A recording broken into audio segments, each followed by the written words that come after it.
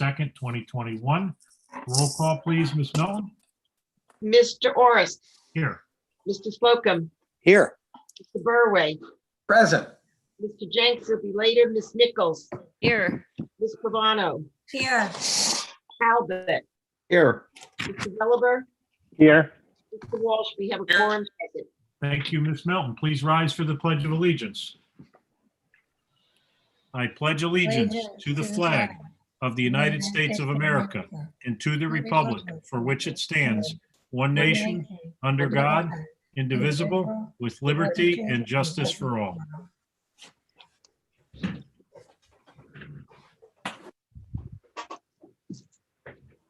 Okay, the first item on our agenda this evening is discussion and possible approval of notification of interest to extend the town lease for the Grange parking lot area. Mr. Barry.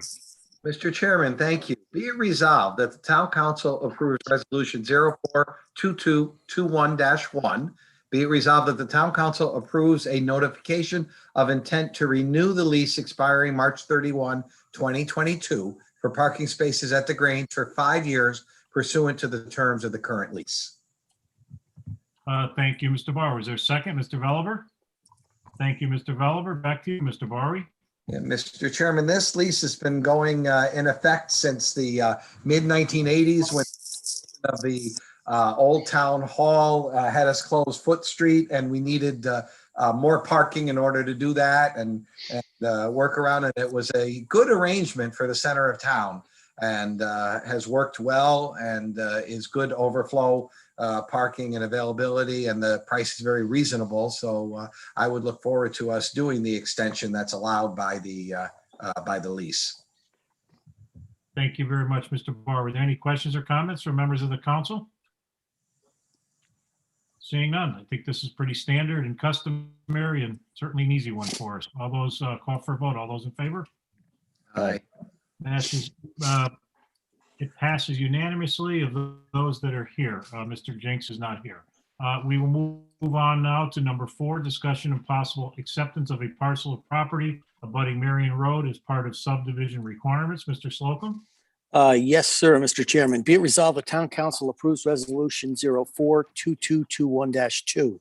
Be it resolved, the Town Council accepts a .108 acre parcel along Marion Road from Napolitano West Farms Terrace LLC for the consideration of $1. Said parcel transfer is a Planning and Zoning Commission stipulation for approved West Farms Terrace subdivision. Thank you, Mr. Slocum. Do we have a second? Second. Thank you, Ms. Nichols. Back to you, Mr. Slocum. Well, this is a weighty decision. This isn't a massive amount of land that's being, I think the contract takes up more acreage than the acreage itself. But the reason Planning and Zoning wanted to do this was for the potential for the town to widen a portion of Marion Road as regular part of improvements associated with the approval. So it's just sort of a cleanup thing that has to be done, and it certainly seems to make a lot of sense. Thank you very much, Mr. Slocum. Questions or comments from members of the council? Seeing none, with that, I'll call for a vote. All those in favor? Aye. Motion passed unanimously of those that are here. Mr. Jenks is not. We will now move on to discussion regarding proposed fiscal year 21-22 operating budget, annual capital budget, and 5-year capital expenditure plan. I'll now turn it over to our budget chair, Mr. Barry. Thank you, Mayor Orris. I appreciate that. Good evening, everybody, and thank you for coming out for a budget meeting that will be an update of some of the revenues, some answered questions that we brought up during our 7 workshops that we had reviewing all the budgets. So there won't be a specific budget to delve into in detail, but I think Sean has worked up quite a few numbers with Jim in the finance area that would be some updates for us, not only in what some of the expenditures might be, such as debt service savings, maybe some expenditure, additional expenditures in pension contributions, but some more revenue coming in through some of the latest updates within the General Assembly. So I guess I'm going to hand it over to Sean because you've got a lot of material ready to share with us. Sure, thank you. And yeah, it's really your pleasure, I guess, whether we start with expenditures or revenues. I think we might maybe start with the department revenues and then go to the state revenues, if that's okay. Sure, that's But fine. unless there's a preference, we can do any way you want. No, unless anybody has a preference, I think that's fine. We're going to go through it all. So, Okay, and then ultimately, a lot of this will be shared up on the screen in summary from sort of the traditional listing of revenue adjustments and expenditure adjustments that we're all kind of used to seeing and sharing up on the screen anyway. So Jim has updated those consistent with what we'll be talking about following this first portion. So why don't we just dive right into department revenue updates? Just keep in mind that when we were preparing the budget, typically we have, as I prepare the budget or finalize the budget in February or middle of February, we kind of have January numbers known, just important for the public to know. Sometimes if we have some indications in February before the books are finalized the first week of March, sometimes we make a few adjustments, but mostly we kind of do a January look and then a full March update, which is where we are today. Obviously, we don't have full April, being a little past the middle of April at this point. So I think we'll go line by line, and Jim, feel free to help walk through these. I'm going to share them on the screen. And then I think, as we traditionally do, when I have it shared, if anyone just holler out with any questions, because sometimes we can't see everyone, I know. So I'm going to share my screen for an Excel workbook here. There we go. All right, hopefully this is here. So good, Sean. all right, so is your screen wide enough to kind of see the graph as well? Does everyone Yes. see- a part of the graph and mine it? is taken up by the pictures of everybody. Ah, I Right. guess I could change that. I so don't I'll know. zoom out a little bit more. Maybe that'll help. That looks good. I can still read the numbers. I don't know about everybody else. Okay. Yeah, Well, I that's can good. move back and forth if needed. So up first, so what we'll have, just as we go through these departments, in this column G, you'll see what is in the recommended budget for revenue for each department. We'll be talking about 5-year trends and also the current year. And Jim can explain a little bit about how we model the rest of the year, April through June, based on average where we are, again, on average at this point, how much additional revenue comes in. So this sort of works well for some of the seasonal departments like building and town clerk, frankly. Works a little less well for some of the others like public works and the smaller revenue items. We'll talk about that when we get there.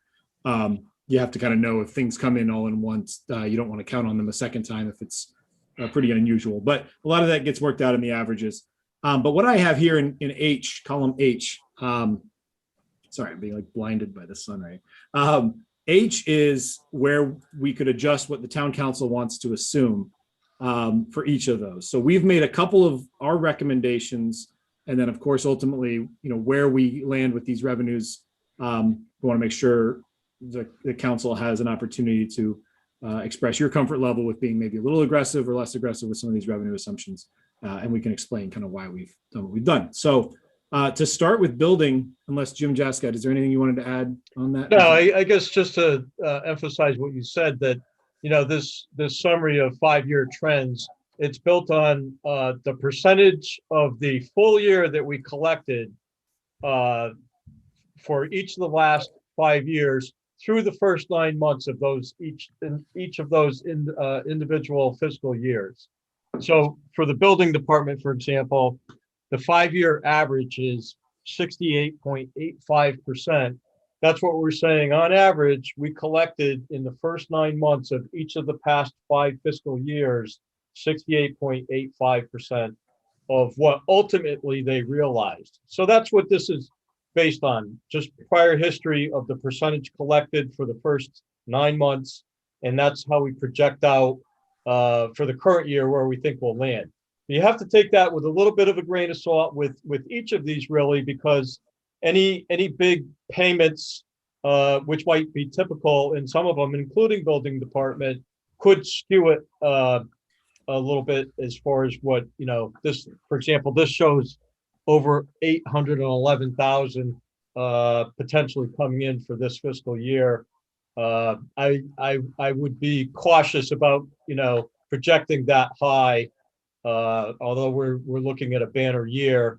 You know, the revenues that come in on the building department come in spurts.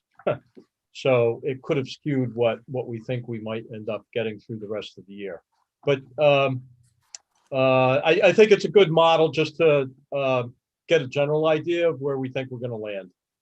Yeah, so just as a good sort of segue there, and keep in mind, so for the current fiscal 21 year, we assumed we would collect a total of $500,000. That's what we budgeted for the current year.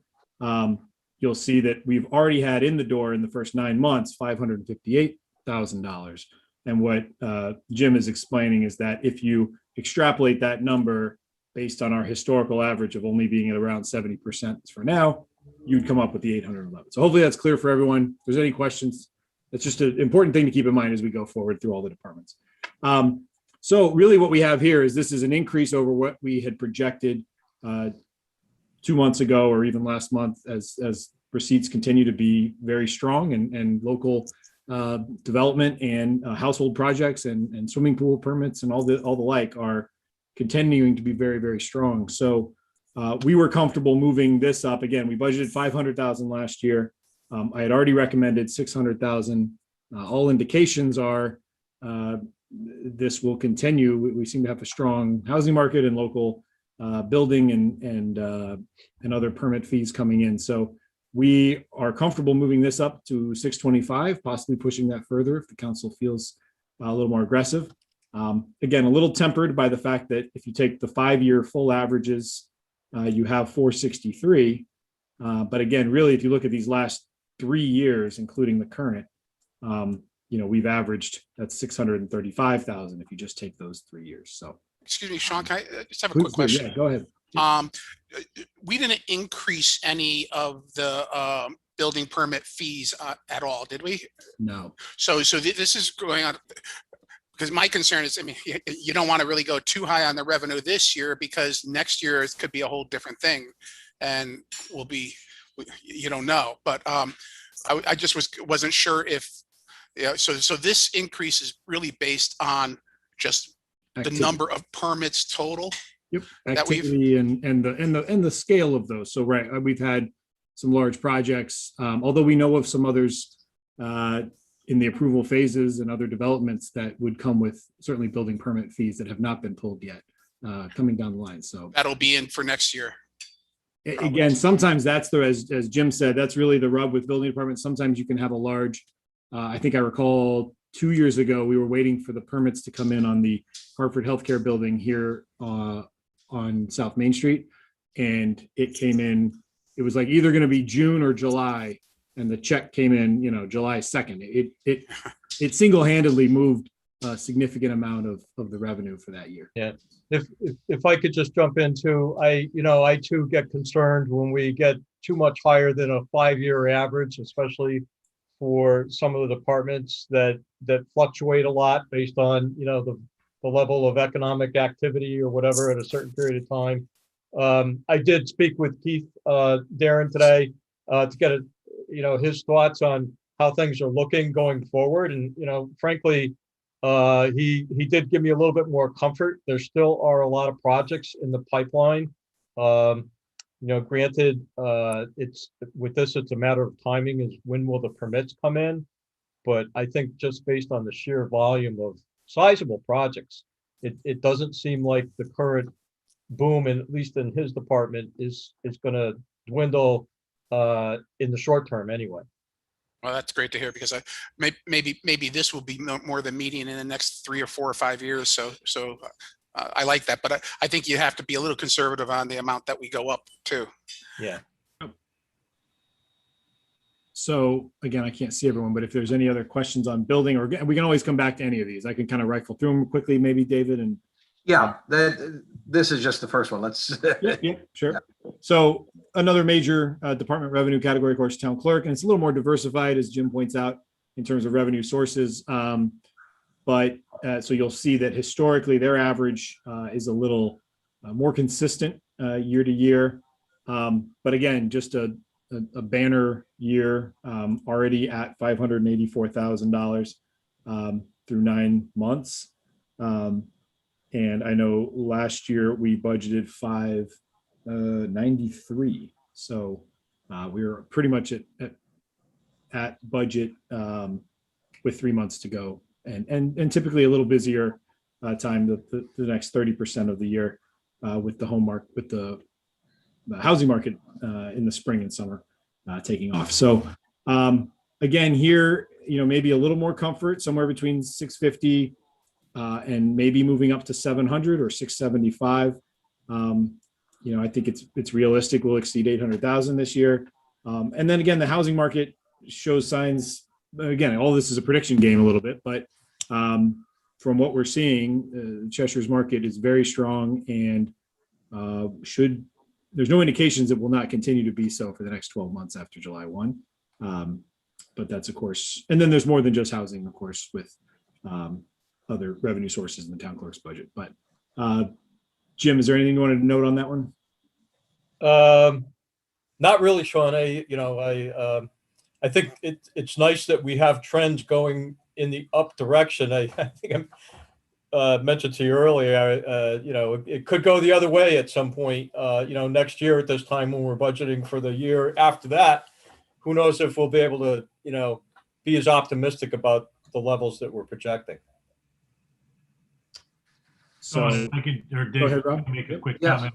And I think, Jim, your comment is really appropriate, because I think if we rely too much on these spike increases, at some point it's going to go the other way, and then we're going to have a big hole to fill. So, I would caution the council not to get too aggressive on some of these numbers, because at some point it's going to go the other way and we're going to be digging ourselves a bigger hole. And I wouldn't want to do that. I would want to be very reasonable and maybe a bit on the cautious side, as I think Mr. Walsh just said, relative to whatever the increases we are using. So in my mind, I'm good with the numbers that I see here from staff, but I wouldn't want to push it any more than that from what I can tell.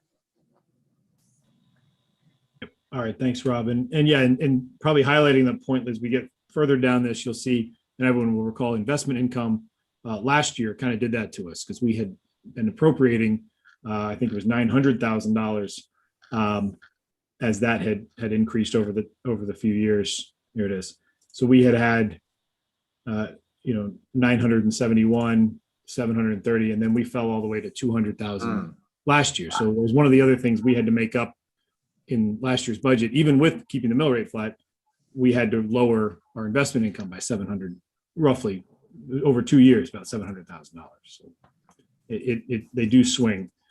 All right, moving back up. Sorry for that. There we go. Okay. So some of these are a little bit smaller in overall dollars, so I won't spend a ton of time on them. But with Park and Rec, and again, it's John had presented, of course, the current fiscal year being heavily COVID impacted. The big question this year for a number of these departments is just what will that look like next year? So we are trying to be a little more conservative, although in our conversations as recently as this morning with John, Jim and I talked to John to try to make sure we have an understanding of the full array of camps and programming and what their expectations are for the winter. And of course, next spring, which gets even kind of harder to predict with any certainty. But he was comfortable with what we had budgeted and not really to move it off of that. Our average for 5 years has been 296, but remember that includes a COVID impacted year. The 4 non-COVID impacted years from fiscal 19 back to fiscal 16, that average is 327. So we're comfortable at the 280, maybe able to push that a little more, maybe pleasantly surprised if we are able to go above it, but some's going to depend on the variety of indoor activities in the winter, basketball, those type activities. If things remain on track, we may exceed and back to the $300,000 amount. So Sean, just to kind of, this is, I think, an example of a good one in reverse. So what you heard from Mr. Walsh and Mr. Orris on the first two is that we were kind of basing it on a spike. So instead of basing it on a spike, I'd prefer to see the top two be lowered a little bit. And I'm okay with this one showing an average of, that you could go to 300, I would think, and be fairly confident that you could hit the 300 number, even though you're coming off the COVID year in 20. So I'm, kind of echoing what they're saying and saying this one kind of shows it in reverse, where we're not changing our chasing a spike. We're basing it on, a pretty solid average, and 300 looks to be a decent average for the previous years, where the other ones were chasing that one big number that we had. And there's a lot of factors that can be, counted into those stimulus checks and everything else. So I'd prefer to be a little bit conservative on the first two, but some of these where we have a solid trend, I think it's okay with going with the number. And Peter, I think you're spot on that one. I was going to kind of echo your comments. And remember, we also approved some increased expenses or increased costs for using our which would be more revenue for us for using our fields to those that are out of towners or for-profit entities. So it's not increased costs for our youth groups, but we're going to be gaining some more revenue that's not in our history numbers based on those increased fees. Is that correct, Sean? Yeah, that's correct. That's something we talked about with John today. In addition to, and not to jump in, but in addition to the summer concert series, historically, when we've tried to reach out for local sponsorships for the now named Bartlett Beats concerts, that's another item that I think historically was sort of offset, sort of within a not a special revenue fund. Jim, help me out, the account that you guys use in order to offset some of the expenditures directly. But yeah, there was a special revenue fund for some of the advertising and so forth. I know. Right. So my point being that now the way we're budgeting that, Rob, to your point too, though, is that comes in as revenue. And if you recall in the expenditure items, John had the entire amount of what it costs to produce those. So it's a little clearer, the full cost. He's been pretty conservative with what he thinks we'll get. It's hard to know how businesses are going to be this year in terms of wanting to sponsor, although he's already gotten requests from a few that are looking to sponsor and participate in Bartlett Beats, assuming we're able to have them, which all signs are we will.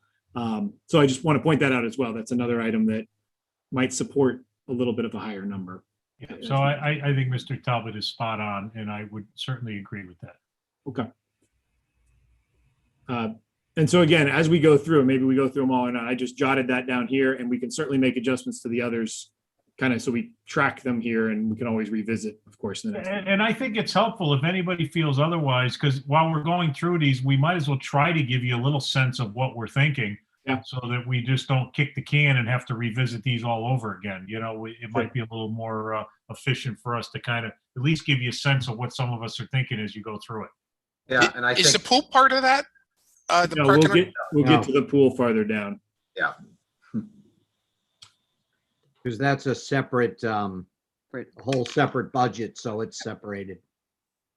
If I could just add on the Park and Rec, I know when Sean and I talked to John this morning, we were flipping between that 280 and 300 mark throughout the conversation, and we were probably on the phone for half an hour. I think the one perhaps reservation he had was we really don't know what this summer is going to look like, and they do bring in a lot of their revenue with the summer camps and so forth. And assuming it kicks back to normal, yeah, the 300 could be an easy target, or even excess of that. It's just that we haven't come off a COVID environment like this ever, so we really don't. Yeah. There's that question mark a little bit. So that's why we had left it at the 280, but there are positive things too, and rate increases is one of them for sure. But to your And- point, Jim, they're talking they're talking about May 19th being back to normal sort of thing in the state Right. of Connecticut. Yeah. Brown. And, I mean, and we we can talked do about that too. And, I think it's really is there going to be any drag? Are there going to be any reservations from, parents sending the kids to camp this summer? Yeah, right. But even at 300, we're $90,000 less than a last normal year. Yeah, I think that's hedging our bets that way. So, yeah. Yep. So it's compelling that the 5-year average is as high as it is, that, yeah. I'm not uncomfortable with 300. All So right. Sean, do you want to scroll up then and we'll give you Yeah, some sure. plug numbers and that way we'll just kind of hit them as we go down? That would be great. Because I assume it rolls up to something at the bottom, probably. Mhm. Well, it does, and I also just copied that to the very top here, which is Yeah. actually 257 Okay. in Got it. grand total of revenue increases assumed between where the budget was and what you will be plugging in here. I mean, I'm not uncomfortable with anywhere between the 6 and the 6 1/4. I think Me 6 either. I am. is a number. I think 6 1/4 is not unreasonable. There's still a lot of lag time to people getting in. The values of the houses are up. People are looking at, home equities to do some repairs, and there's always wood deliveries in my neighborhood. Mhm. Things like that. Hey, I would leave them the way you've I got don't know what- the town council approved numbers, 6 1/4, 700. And I Yeah. would move Park and Rec to 300 as Mr. Talbot recommended. I think your top two numbers are conservative based on They what are. you're seeing. Okay. All right, seeing no others, we'll just kind of move on to police department. Jim, did you want to touch on this one at all? Yeah, this, what drives this in recent years, you could see that there's been a trend up from where it was in fiscal 16 and 17. The 32,000, 71,000, and then it started increasing quite a bit and continues to increase. We've had really strong car rentals for special duty, and they go to this account, not the special duty account. Who would have ever thought the town of Cheshire's in the car rental business, right? Yeah. I'll save us. And again, this is something else that could fluctuate, although it has been on an upward trajectory for the last several years. They also had, I think COVID has really distorted just about all our departmental revenues in one way, shape, form, or another. But I do know that gun permits were big this year in the department, and I think there was some other a backlog of alarm billing or something like that might have spiked this current fiscal year 21 numbers a little bit. But again, I think we kind of focus on the more recent years of this too, and I from what I'm hearing, there's still a lot of special duty projects. I don't see that stopping in the short term. And I did reach out to the departments, to kind of get their thoughts on all of this. So that's where we ended up with 175, which will be coming down from what potentially we're looking at for fiscal 21, well in excess of 200,000. Although again, this number here, as Jim always reminds me, is a projection based again on where we are in this year historically. We're still projecting, in our budget book says 180, maybe we hit 190. Certainly it's definitely possible 214 could happen. But again, if we did have a spike, say post-election, and there were the gun permits that came out or whatever, and that's not happening as much in the spring, this model kind of assumes it's going to happen, that same trend continues. So just important to temper the green column a little bit, but also not out of the realm of possibility that 180, 190, or 200 will be the end of year number. Although, and sometimes we're going into this, the warmer season now too. So for some of these, I think there's even the potential that it might even be better. Right. Mr. Chairman, I had a question, if I may. Sure. And it has to do with just the police department in general, with its resources and members being tested. How does that impact our capacity to have all this extra duty revenue? Or is some of this paid for on their normal shifts? In other words, when someone is using our resources, to man a job site. Is there a differentiation between, am I confusing certain things? With use of our officers for these, or is that some of it done on regular shifts as a regular responsibility of an officer, or is it extra duty? It would, if I'm understanding correctly, I think it would only ever be an extra duty. I mean, in addition to the minimum staffing or the folks that are on, it would never be one of those officers serving in. Yeah, that's my understanding as well, Sean. I guess, I would want to double check with Chief Drife, but my understanding has always been this has not been absorbed in the regular course of the workday. So that means that I guess I'm just wondering how we have enough cops to go around to match that revenue. That's the question. Right. Now, because I don't know if they're, it's telling to me if the revenue's on the upside, it's like they've got the resources they need. But remember, Tim, too, we also have reciprocity with, I think it's Southington and Naugatuck. So some of those officers. Some of those are actually coming in to help out. Yeah, could be out of town officers. Gotcha. I think the revenue that you're showing here in that case would be the car rental, correct? Right. So the officer gets paid what they get paid. You don't see any of that in this number, but what you'll see is what the company is paying for the car rental, the police cruiser to be there providing safety. Okay. And I did see quite a few Naugatuck. Yeah, I saw I think that's explained correctly. Yep. And I did see Naugatuck police cars in Cheshire this week. So obviously they do come in and help out as needed. Okay.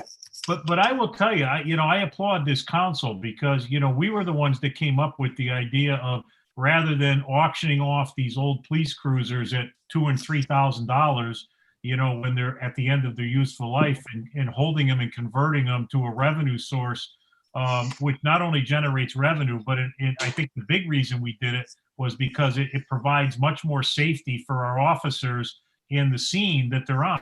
And I think it snowballed from there. So not only are we providing a much safer scene for the crews that are working and our officers, but it created a nice revenue source. So, I got to tell you, I'm really pleased with the decision we made here. Yeah, it's a good one. All right.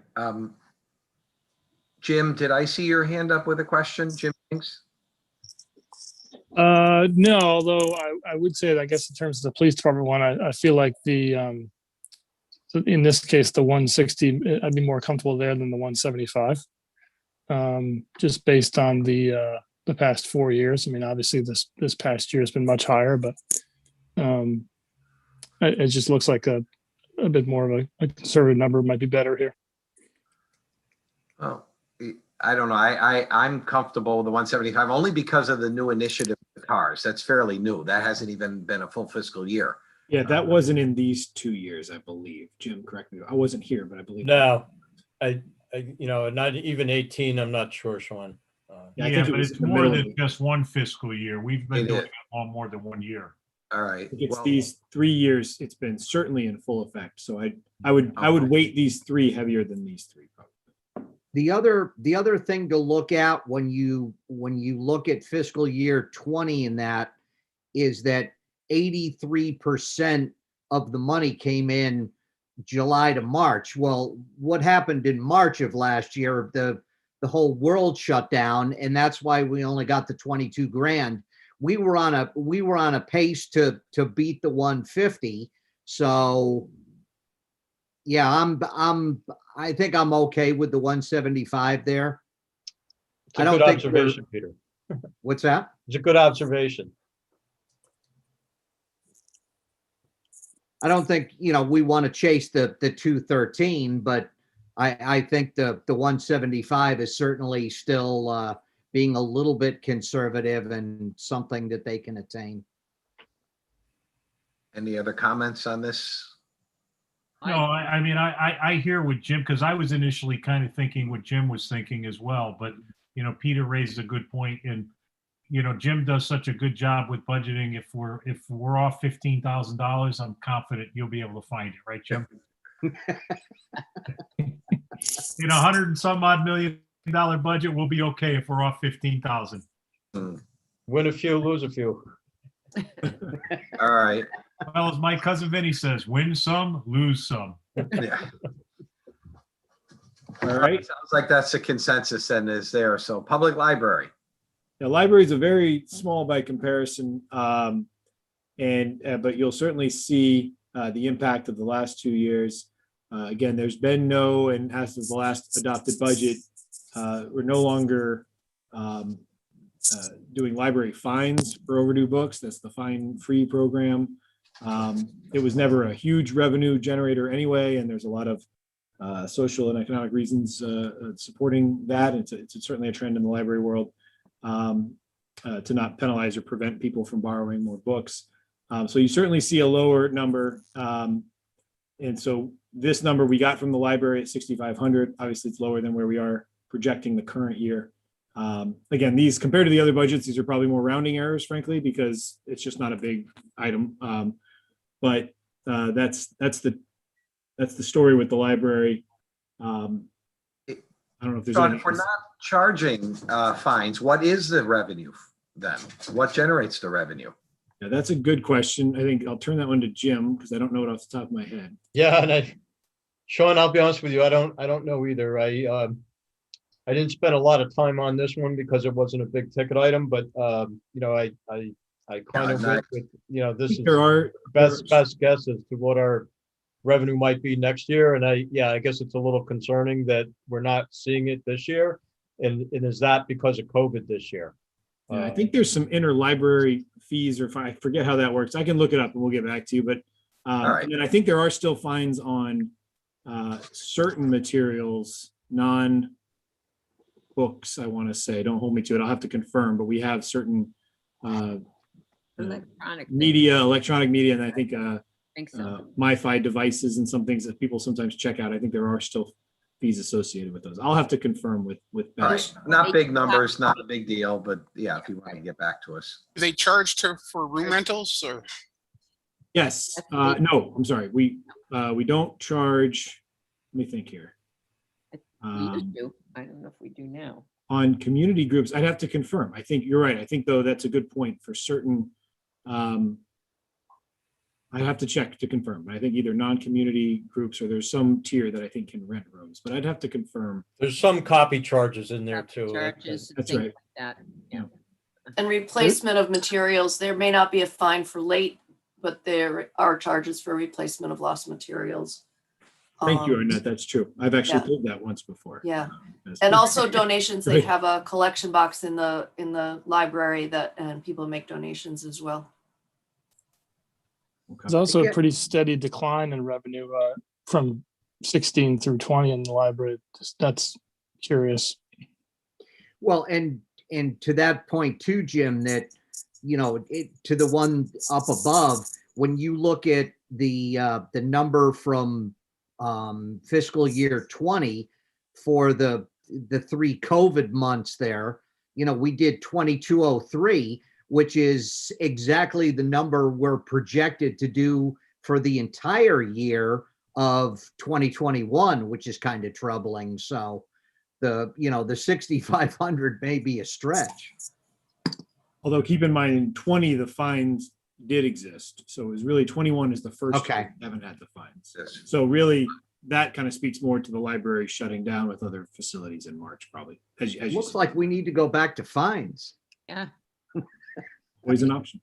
I see though, we get donations a lot. Are those donations part of this? Because of people donating to the library, I mean, almost every town council meeting, the budget reports, you know, so much money going to the library fund.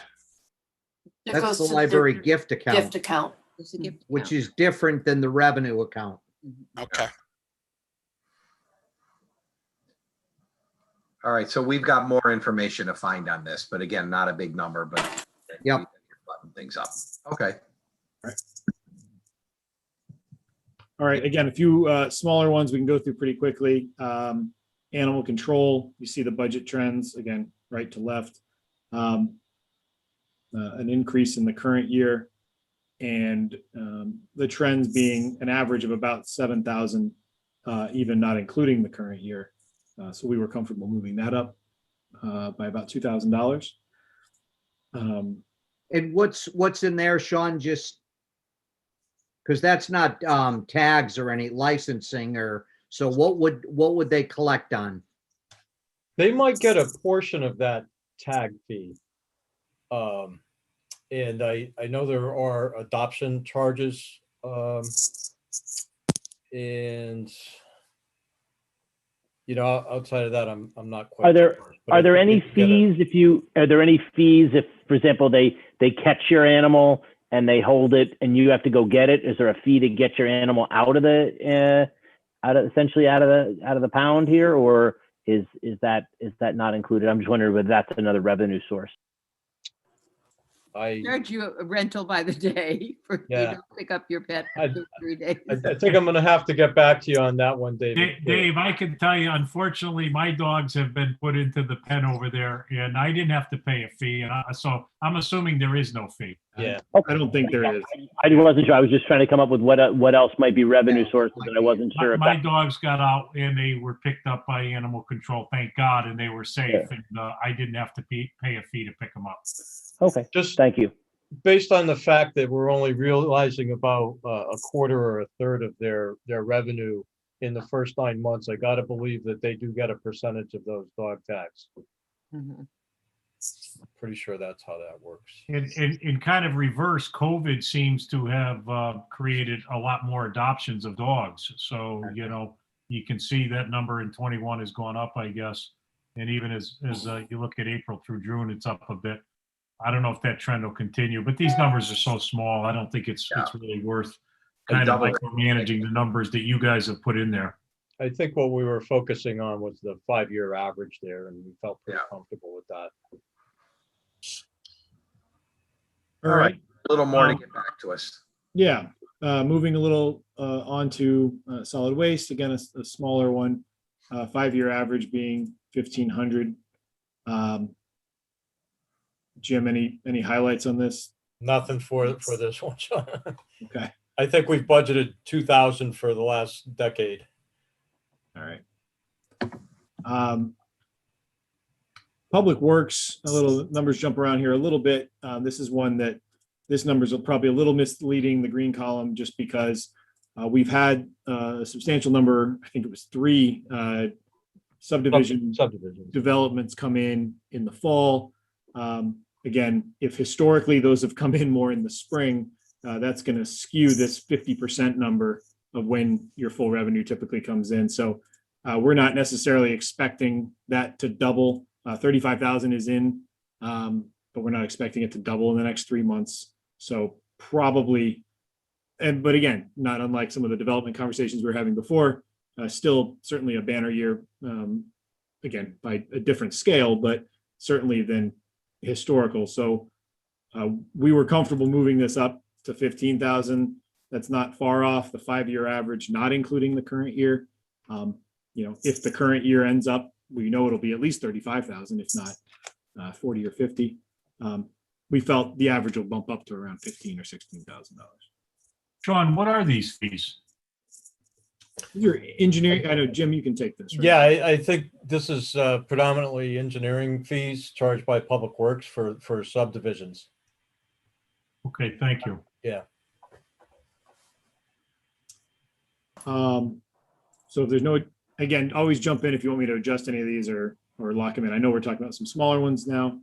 Similar in the development world with planning and zoning fees, permit fees at we had 30,000 in the budget. We were comfortable once again, current year is certainly higher than usual. Although we've had a couple of good years here of hitting 40 for the full fiscal 20, even with COVID, and 63 projected for the current year, maybe closer to 45 or 50, depending on what happens in the next 3 months. So this is one, you could make an argument to keep it at 30. We've had it, I think a couple of years ago, current year was at 20. So maybe we pull that down a little, but again, some of this just speaks to the development we all know and some of the pre-approval and some of the even pre-application meetings that we know are going on. So there are things in the pipeline that haven't generated revenue yet, but that we know are coming. If we started to see those drying up, that might be a different story, but they're accelerating, frankly, if not maintaining the same pace. And that 40,000 is going to the last full non-COVID year revenue. So it seems a minimal number. No, this would be the last, this one was COVID impacted in fiscal 20. So That's right. The end of fiscal 20 was. Yeah. Sorry.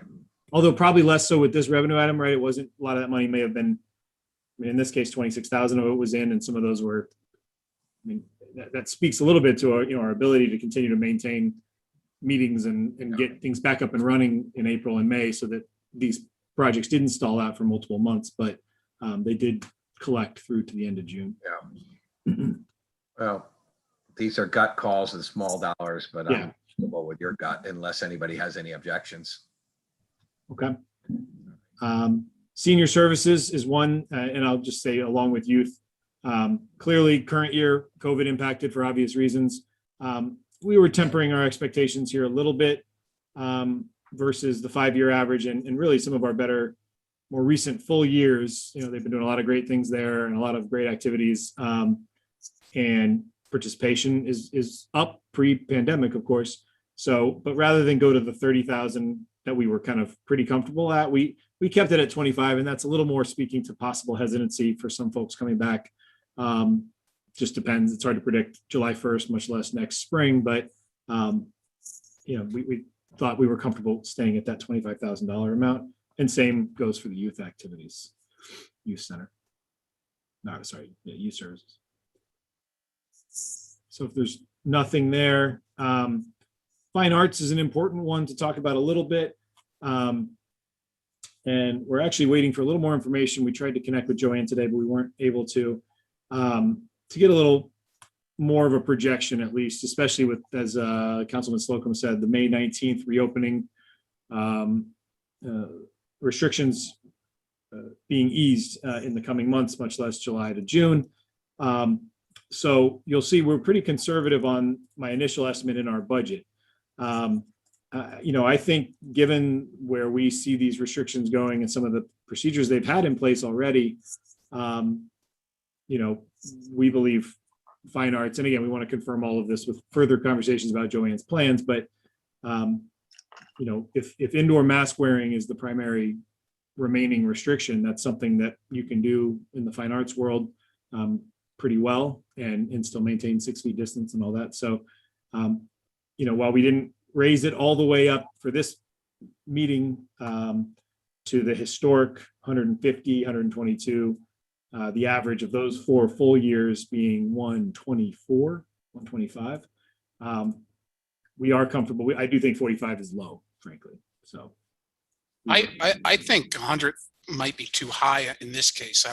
I don't know. I just don't know how many people would go back to doing that. I mean, it's just my opinion, but I just worry about how many people will go back to normalcy after, when they say it's okay to. The only thing I can speak to, Don, is I know that is a very popular program, and it attracts people from outside of Cheshire as well as in Cheshire. So you're not depending only on Cheshire students here.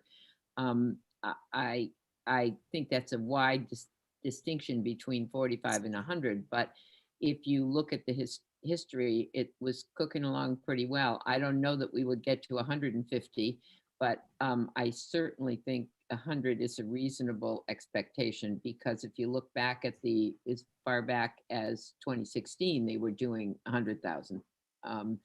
So I don't think that's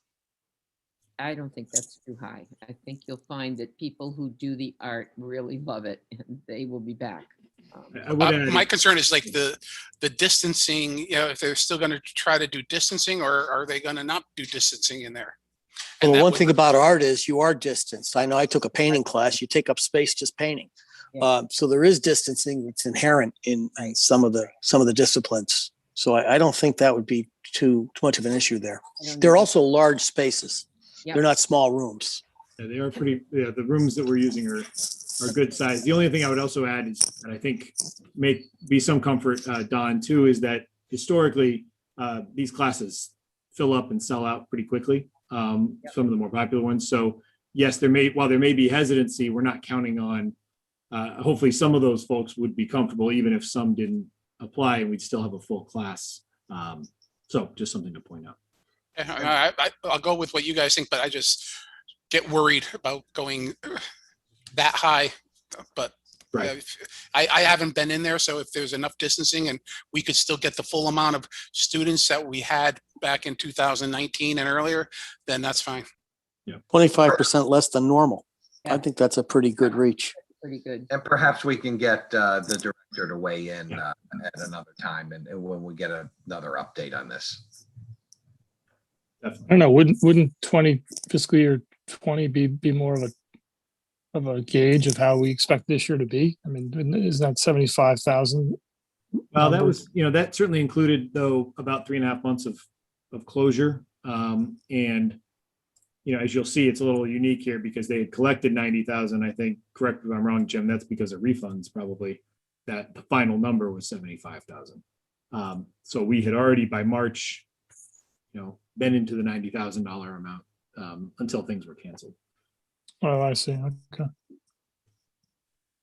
Yeah, COVID's sort I of going think to remain. 100,000 is fine. Yeah. Okay. We touched on investment income. Again, unless anyone has a crystal ball on rates, I mean, we monitor what the Fed has said. We're expecting rates to remain, at least from the Federal Reserve, pretty flat for the foreseeable year or two. Maybe some investment opportunities there. Jim, I don't know if you want to touch on that, but we've absorbed, the big reduction, as I said before, from where we were budgeting. And so whether it's 215 or 225, I think those are pretty reasonable. Yeah.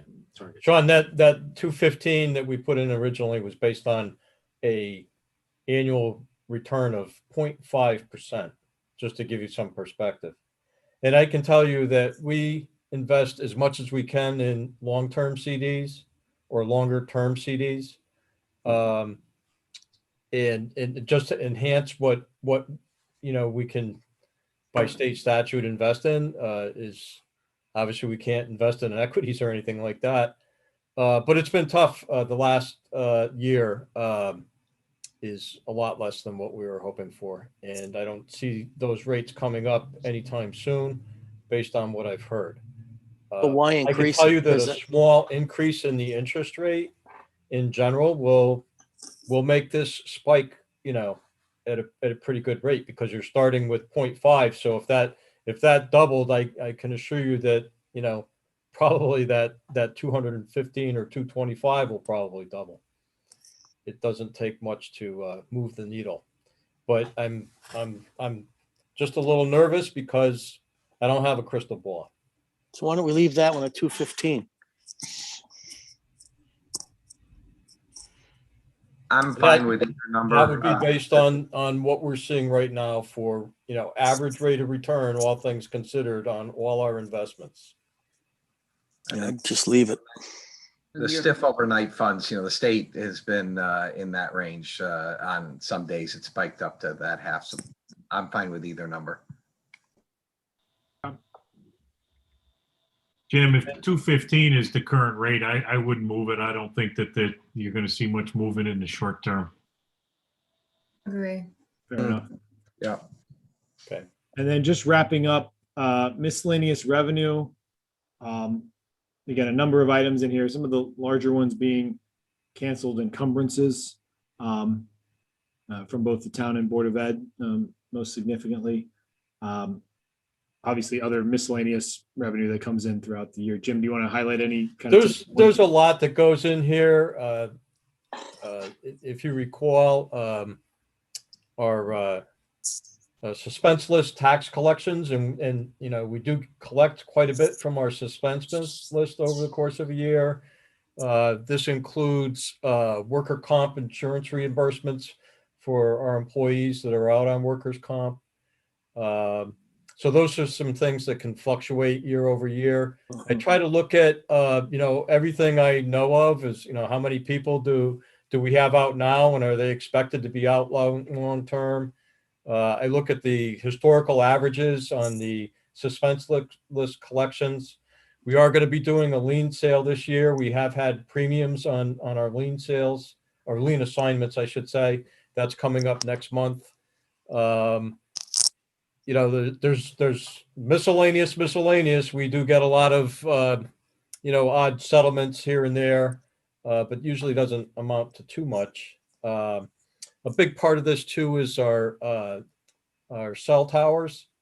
And I think, that's probably at least 50,000 of this overall miscellaneous revenue. I'm actually thinking there's a tower on Cheshire Street that I think it's Cheshire Street, Sean, that we might be seeing a little bit more revenue from coming going forward. Yeah, the council will recall that there's now AT&T service on the Cheshire Street Tower, and by contract, although I'm reviewing the details of that to make sure we understand when that revenue will be coming in, but we should be entitled to 20% of the revenue from that carrier, and there may be an additional carrier coming on there based on filings we've seen. So we were comfortable moving this up a little north of kind of where the 5-year average is, especially with the Board of Education in recent years has had a lot of canceled encumbrances. Half of this is canceled encumbrances. Right. So in other words, prior year encumbrances that they had earmarked, both town and Board of Ed. Although, just to give you some perspective, I think the town is usually somewhere in the $50,000 range, whereas the Board of Ed is usually several times that, and is in recent years been well in excess of that 150,000. So theirs have trended up, and I'm, can't really tell you too much more about that, but that is the trend. All right, comments on this, or? It seems reasonable if you're comfortable with it. What goes into this? All right. And then finally, I guess these are the last two. Police special duty revenue for the actual special duty work itself has averaged about 110. This has been pretty consistent. Again, up in recent years, but on average about 110 to 120. So we were comfortable. We did move it up about 5,000 from what I budgeted, just based on current year projections and a little bit of room there. Jim, any comments on that? No, other than, I think we're coming into the warmer months, so I would expect that maybe we'll even see a little higher than that 116 this year. All right. And then finally, Board of Ed tuition funds. Jim, I know you spoke with them today about this. Yeah, I talked to the Board of Ed today on that, and we looked at recent years, including this year. They weren't uncomfortable going with 150. I mean, I think they tend to be conservative, but they didn't blink an eye at moving in another $10,000. I think the last few years tell the story. Could probably even go a little higher than that. Yeah. Okay. Unless there's any questions, I was going to close this one. Any overall questions regarding these department revenues? I think what you've done is reasonable. I think, we may, among us, we may disagree, one up a little, one down a little, but I think overall, if you're comfortable with the recast of the numbers, had a chance to look at them, they seem reasonable. Mr. Veliber, I see your hand. Yeah, Sean, just a quick question. I know we made a few minor changes, but I don't think it was significant. What did we start at? We ended at 247,000. What did we start at? 257, I think. It was 237. We added 10. Oh, we added 10. Okay. Okay. 237, added Significant change. 20 up, 10 down, 20 up, right. Ended at 247. So about 250,000. Gotcha. Thank you. David, Yes, yeah. So I've been sitting at these budget meetings for a lot of years. I thought that was a very clear way to look at what we're dealing with. That's one of the clearest presentations from my point of view to understand those differences as we went through. So from my perspective, thank you for that. Yeah, I would agree. Good job. Job, Sean and Jim. Thank you.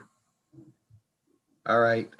So what do you want to do? State revenues next? What? I had that next on my list, maybe just Good. quickly. I know I sent it to the council today. This is sort of late breaking, obviously with the Appropriations Committee passing Appropriations and Finance Committees recommending a budget this year, this week, numbers coming through this morning. I'll share that screen quickly. We can go through some of the highlights and just comparing to what we had in the budget. There we go. Trying to. And while you're pulling that up, I'll note that the general tone seems to be not ways to reduce the spending in the General Assembly, seems to be ways to get more money out to the communities. That's a difference. It's a big difference. Yep. They seem to be a little bit, I guess you could almost say, awash with money, and a lot of it from the federal government, but a lot of it from the stock market going up and the projections in revenue, and sales taxes generating more revenue than expected. So there's a lot of money that the state does have available that they can give out to local communities. That's right. So what you'll see here, and again, just for the folks watching at home, the process typically is the governor makes a recommended budget, a 2-year biennium budget, and then ultimately the legislature puts forward their own, often a modification based on some of the themes in the governor's budget, although I'm sure that's changed in some years. And then ultimately they'll get together and hammer out a recommended compromise overall budget that will be passed in normal years, really right up to the last minute of the session, sometimes after the session. But we're hopeful that this year that we might get some of that concrete information sooner. But given what we've known in some of the governor's reactions to some of these proposals, I think more than in some past years, kind of what David was just saying, these numbers are pretty good. I can't say you can rely on them, but some of the themes that we've talked about or the uncertainty with whether these things will be in or out is reduced, I think, this year, again, in part because of the fiscal situation the state seems to find itself in. So, one item just to highlight, I know I mentioned it in the budget presentation, is early on, and we had actually, Cheshire had, I had signed on to this proposal when it was first came out of the city of New Haven, this pilot reimagining proposal with 3 different tiers because of Cheshire's state owned property, namely the prison. We stood, because of that in our tier level, we stood to pick up, we calculated around, I think it was $780,000, $740, I think, in my initial budget presentation. But remember, I didn't budget for any of this in the budget. This was a bill that was put forward, and we were optimistic that it would make its way into the final adopted budget. So the legislature's budget does include that pilot proposal. So if we skip ahead, I'll come back to ECS in a second, but if you skip ahead to pilot colleges and pilot state-owned property, you'll see that while the governor for Cheshire had recommended these 2 numbers here, the committee recommends 0, right? And that's replaced by the new tiered reimbursement pilot system, which is at 2 point. I apologize the way these have to go on 2 screens like this, but that's the $2.2 million that you see here. So overall, that's actually a little bit larger increase than we had first calculated it might be. Also, it's about $100,000 more than we thought. Also, ECS, as you'll see in this note here, the Appropriations Committee proposal maintains the current phase-in schedule for ECS and makes some changes to the formula. So the result of that would be an $80,000 increase for Cheshire's ECS allocation. And so net, that totals this 900, that's easy to see. I don't know why this isn't working well. $943,000 increase over what I assumed in my budget based on the information we had and understanding where these might come. So the rest are pretty much flat, other than this $1,000 for adult ed. So unless there's questions directly on the screen, I'll unshare and we can always pull it back up if that's okay. Questions or comments? That's certainly good news. We were aware of most of it as a possibility and the decision, but certainly in February and March when you were preparing the budget, you couldn't say anything definitive. Now that it's getting closer, we have reason to be optimistic and realistic that it may be may be realized. Right. Yes, Doris. Yes, thank you, Mr. Bory. Sean, I know it's hard to tell for sure what the future brings, but do we expect that this revised revenue calculation is something we can reasonably rely on?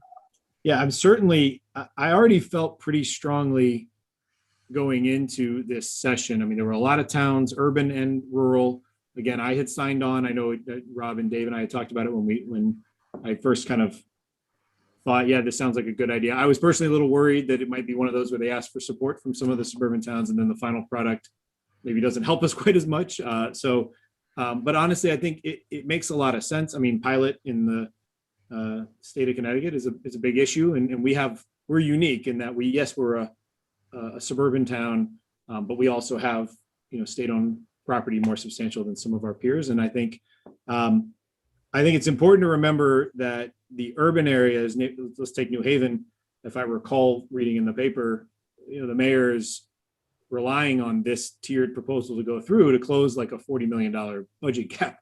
So there's going to be a lot of support. And I think, also we have, I think a legislature and a governor's office of similar minds and party certainly. So that's a stronger likelihood that it will happen. Obviously it's not closing our full budget gap, but like it does for New Haven. But I think based on that, I'm more confident it's going to happen. But the point being is that going forward, we can reasonably expect that this is the kind of funding we'd see. So we don't have to assume this is kind of a one-time increase. Oh, no, right. No. So in going forward, this would be the new pilot tier program. Right. This is not one-time funding like. No, I understand it's not, but it's a Right. new change. And my question is, how do we know it's going to continue going forward? I guess we don't have our crystal ball, but you feel like we can rely on this reasonably. I do. And certainly we'll stay in touch, with our state delegation and see if they can get any more, read the tea leaves a little bit. But that'll be a decision that the council will have to make as to whether, I know it's still a big number to assume one way or the other, but I think they're going to have to let towns like us and cities like New Haven know if it's coming or not, because for some towns, it's an even bigger item. Thank you. Yep. And that's the totality of the updates that we have available from the state at the moment. It is, yeah. There's those are the major categories that we get in what they call the town runs. And so I haven't poured through any other items that may kind of affect us one way or the other in the budget. And I know there's some talk about the way this is funded, I think through the proposal on the revenue side of the state is relying on that. I think the governor may not agree with, but that's why the finance committee does their part and the appropriations committee does theirs. And Okay. reasonably confident. All right. So what else do you have for updates? So then we have, and we can maybe come back to it. We were going to talk a little bit about ARP money, the recovery plan money, some positive information that confirmed our understanding about county level money. We hope confirms. Again, we're still waiting for a lot of eligibility definitive answers. But that $5.6 million that we were told was going to be allocated per capita within a county appears to be the thinking that we're seeing from CCM and everyone else. So that was positive as I emailed out to the council today, bringing our total amount of expected funds into the $8 and $9 million range. So, and what's the latest understanding of when, that's what, 30 months would have to be spent by the end of 2024 fiscal years? That's our understanding. Or 2.5 fiscal years. And what were the limitations on what the type of expenditures could be? We've talked about that, but I don't know what the latest is. We haven't seen anything, I guess, definitively. We were hearing a lot around the same, and for whatever reason, the same examples of what you can't use, which is, again, they keep saying all the things we see. You can't use it to offset pension liabilities. You'll see that they'll say it shouldn't be used to make tax cuts, for whatever, however you interpret that to mean. But ultimately, you do consistently see the theme of eligible expenses, including offsetting, lost revenue due to COVID in the prior year. additional COVID-related expenditures, vaccine programs, one-time items, responsive items to the community, mental health, education, making sure people, those sort of items are encouraged. And then infrastructure, including water, sewer, and broadband are identified as items that they, will almost certainly be a theme or a eligible area. I expect there to be a lot more eligible areas that once things are fleshed out and defined a little clearer, but as a theme, sort of not relying on it to buoy your entire budget is clearly what they're asking or intending, and instead sort of some one-time, some pandemic related, and maybe an opportunity to move the ball forward on some investments for the community, both responsive to COVID and kind of as the community moves forward in recovery. So, Well, one thing that I would like to see if we could get a number together on is what do we have that are COVID expenses, such as I know the Board of Ed said that they were receiving some of the ESSER money, but that they were probably going to have to spend about $200,000 of regular revenue, budgeted money this year to cover COVID expenses. We have significant lost revenue from the pool, both because of limitations on the use of the pool, as well as the fact that our health district was using the pool. So that, to me, would be money that should be able to be used for this. We had some medical expenses that were clearly COVID related. Is there a way that we could, cover some of those? So do we have a list of what might be acceptable items that we could reimburse ourselves this year, build up our surplus a little bit more from this year, and then use that to help us with next year as well? yeah, we do. So I can share on one piece on the lost revenue side. It's probably a good time to pull up just a quick spreadsheet that kind of roughly compares the fiscal year to the last full fiscal year for what we're projecting. Just give me a second.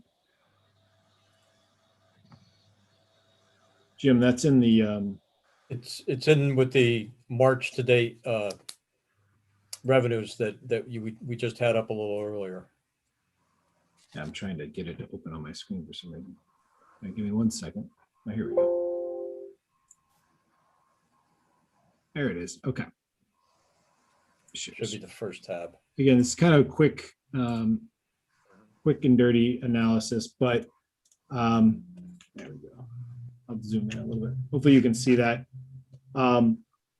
What Jim did here was try to just take those departments that had a significant variance from, so fiscal, in this case, this column here, I is comparing fiscal 20 to fiscal 19, 19 being our last full fiscal year, no COVID impact at all. And kind of just simply taking that compared to fiscal 20 and to fiscal 21. And that's 21 projections, right, Jim? Through? Yeah. Yep, thanks. So you'll see, again, just simply taking Park and Rec, again, we had just gone through all these departments. For fiscal 20 alone, even in those last few months, we ended up at 173,000 versus the last full fiscal year of 389. So that's a loss of 215,000. And then in the current year, with current projections holding, it would be an additional 334,000 under what we had actually received in the last full fiscal year. So we kind of did that quickly for each of these departments. The library, senior services, you'll see at 11,020, and then about 30,000 in the current year.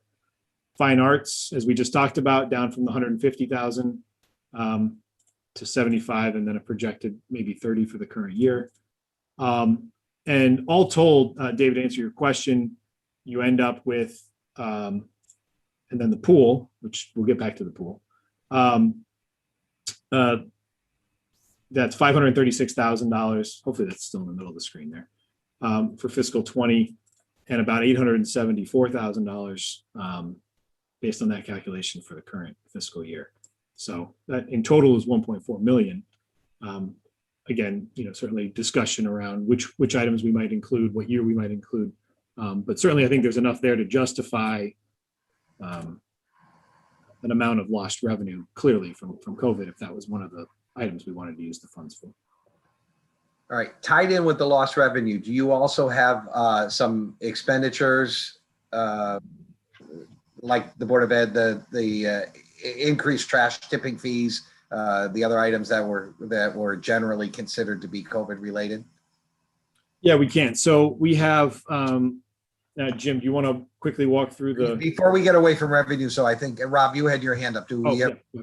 revenues first? I just want to know if you did have that. You do. No, thanks, Dave. My only point was that, clearly we've got a lot of money, $8.5 million to be used over 3 years, assuming the number pans out. And, for our taxpayers, we need to, in my opinion, use every bit of it.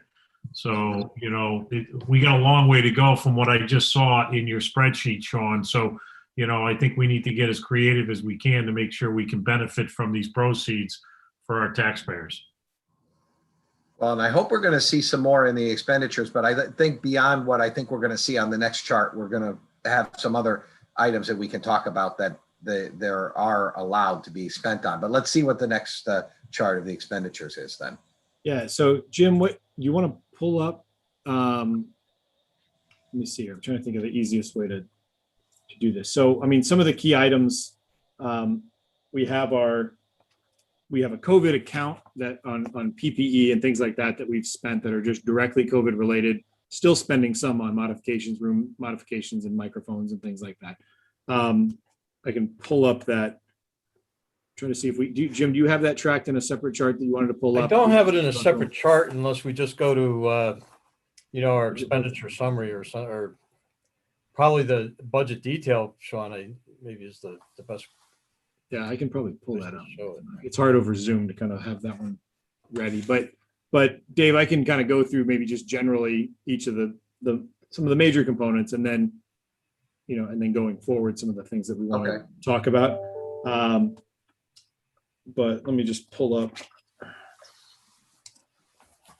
There we go. Public safety.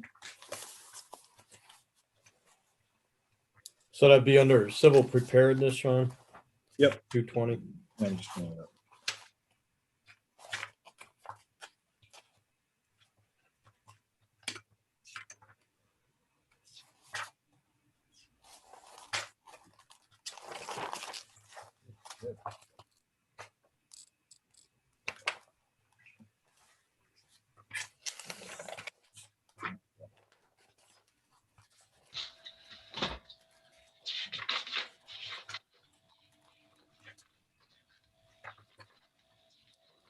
That'd be page 103. That's stuck together. There we go. So, right, and we had talked about this on public safety night. One item as we tracked our COVID specific on the town side items, we were projecting about 160,000, or probably be closer to 175,000 for the current year.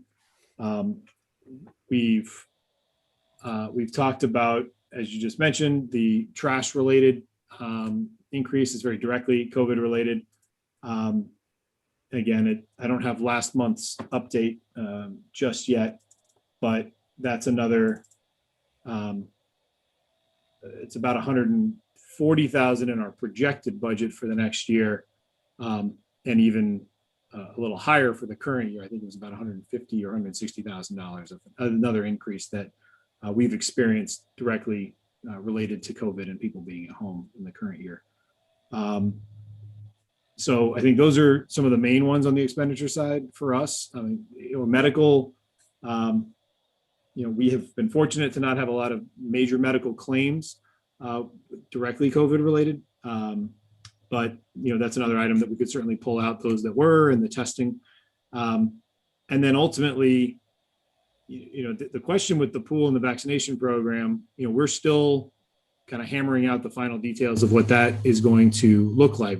Jim and I met with Maura just last week to talk about and go through all of the expenses they've had, and plus the town's expenses operating that facility, so that we can either apply for the FEMA grant directly, which Chesapeake would have to do directly to offset with our support, or whether to go back to the other two towns as we've discussed and divide up that cost. We were encouraged because of some of the direct grant funding that Chesapeake received, the amount that above the grants that they received for administering the vaccine program were smaller, frankly, than I thought they were going to be, into the $20,000 or $30,000 range for our share, if you will, if there wasn't a host fee or anything else, which again we're planning to do, but just from what Chesapeake's side of the expenditure ledger were. So I don't think the vaccine program itself is going to be a large six-figure number net of those grants that Chesapeake received directly. So that's helpful, but not necessarily another item that we want to spend these dollars probably on. But I think we also had a large assessment increase from Chesapeake, and I think some of that is clearly COVID and follow-up to COVID related. So I would think that some of the significant number that they've asked us for the increase or assessed us for an increase would be able to come out of that as well. I would also venture that we could probably look at, since some of it is good for use of sewer and some infrastructure, that I don't know whether we could possibly, we've had a run of some expenditures in the sewer because people were more at home. So we've had more expenses there. And I wonder if that's possible that we could have some of those expenditures be justified for this, but possibly even some of the capital costs, the debt service that we're paying on our sewers. They may not necessarily be COVID related, but they are health related and they are sewer related. And that is one of the items. We may not have water expenses, but we have sewer expenses as a municipality. And so we may be able to see if we can offset some of our debt service that we have, free up some available debt service for other issues that may come up. So $8 million is an awful lot of money, and we have an obligation to make sure that we don't lose any of it and that we make sure that we spend it wisely.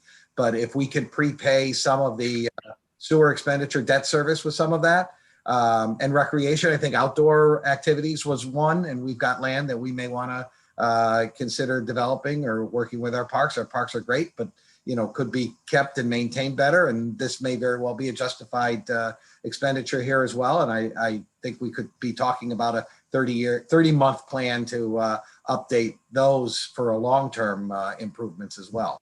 Mm-hmm. Quite a lot here. Quite a lot to do. Mayor Orris, I think I saw your hand up.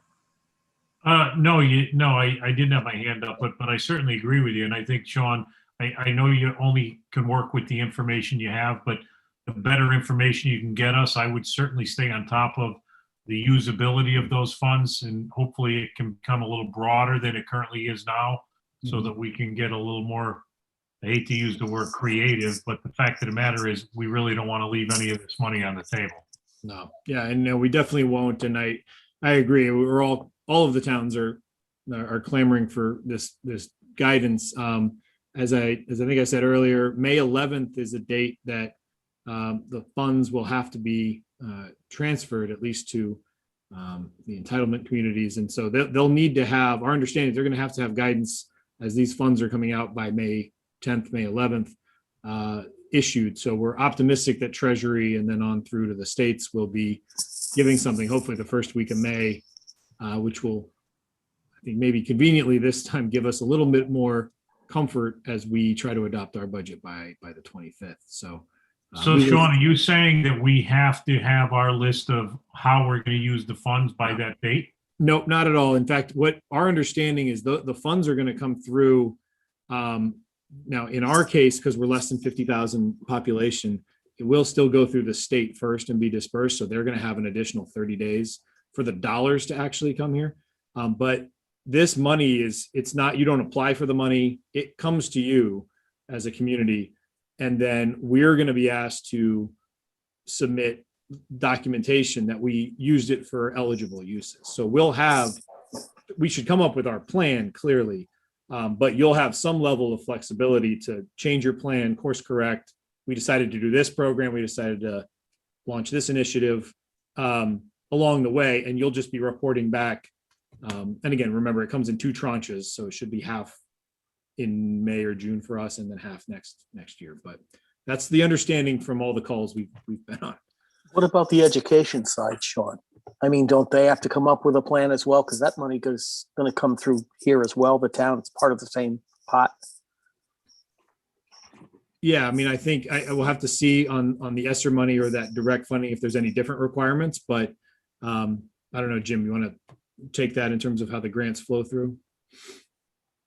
Yeah, that's the Board of Ed piece, Sean, of ARP. Yeah, the 857 that's in the 857,000 that's in the bill. Yeah, I kind of want to reach out to the Board of Ed to see what their intentions are with that.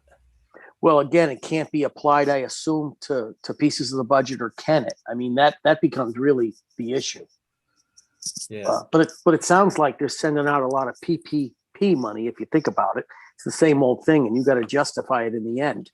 And the next question I would have, if I may, Mr. Chairman, is just this is going to be a special revenue fund. It's not part of surplus. It's not part of anything. This is just going to be on the books, off the books. It's a sort of separate accounted for piece of dollars. I mean, how are we going to do this?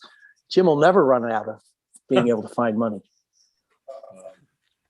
Well, I mean, to the extent, I mean, if we just take the piece, if the council decided to use some of this to offset revenue loss, that would just, those dollars would be transferred. I'll leave the accounting to Jim, but those would go into the general fund ultimately, offsetting any, certainly for the last closed fiscal year. If we were justifying it, I think that would just go to fund balance, correct, Jim? Fund balance. Okay. So that, yeah, so it's going to flow to fund balance for some of and this. if it Okay. was for the pool, if we could get lost revenue for the pool, would go to the pool. But your point about special revenue fund, Jim, Tim, is a good one, because I think for anything else or in excess that comes in, clearly we'll be tracking it and keeping it in a different fund, and then moving it out with the council's permission to each of these. If there's any new expenditure item that you want to appropriate it for, separate from anything we agree to or plan to do with this budget. Hope that answers that question. No, it does. It does. Thank you. All right. Still have quite a bit of work to do on this and get clarification. And once we get the first half of the check in our hands, it'll certainly be more comfortable. And certainly that would add to our investment income. You're going to be having that money until it's spent, and it's significant money over and above what we were expecting to have. So that's good news as well. All right. Is there, you have more on this, or is that what we have on this We're topic? going to go to expenditures, some of the expenditure updates, debt service, pension. All right, before we do that, let me just double check to make sure everybody's, does anybody have more comments on the ARP money at the moment? No, obviously we will as we move along. Okay, all right, so yeah, let's get to some of the updates on the expenditures, like the good news about the investments and the less good news. like pension's not as good, but. Yeah, so I'll put up, Jim, what do you think for sharing purposes? Or do you want to, maybe we'll start with pension just to get those final numbers out there and the updates. Jim, do you want me to? Do you want to go to the mill rate calculator sheet, Sean? Yeah, that's probably the simplest one. Okay. All right, here we go. You could just recap the revenues that we were just looking at. Obviously, we'll have to adjust those a little bit based on the few changes that we made tonight, but. Hold on, I don't think. Barb, it's Tim. Sorry, I was on it. All right, one second. I'm just pulling up.